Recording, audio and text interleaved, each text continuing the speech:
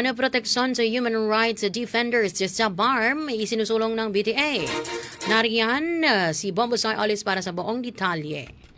Tinapos ng Bangsamoro Justice System Committee noong Sabado, Enero 31 ang masusing line-by-line review sa panukalang batas na naglalayong magbigay ng proteksyon sa mga human rights defenders sa Bangsamoro Autonomous Region ni Muslim Mindanao. Ang panukala na kilala bilang BTA Bill No. 66 ay binubuo ng 52 sections at naglalayong gawing institutional ang proteksyon at suporta sa mga tagapagtanggol ng karapatang pantao bilang bahagi ng post-conflict building, state building at pagsusulong ng pananagutan at mga batayang kalayaan. Ayon kay Committee Chairperson Suharto Ambulodto, ang bersyon ng panukalang batas na inaprubahan ng komite ay ilalim pa sa malawakang public consultation.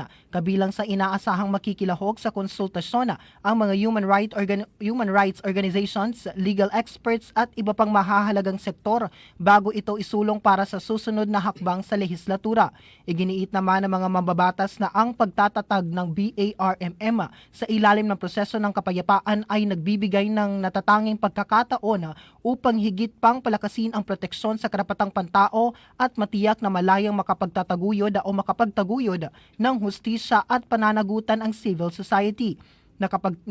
Napagkasunduan din ng komite ang pakikipag-ugnayan sa Bangsamoro Attorney General's Office at sa Policy Research and Legal Services upang muling suriin ang mga probisyong may kaugnay sa parusa sa nasabing panukala.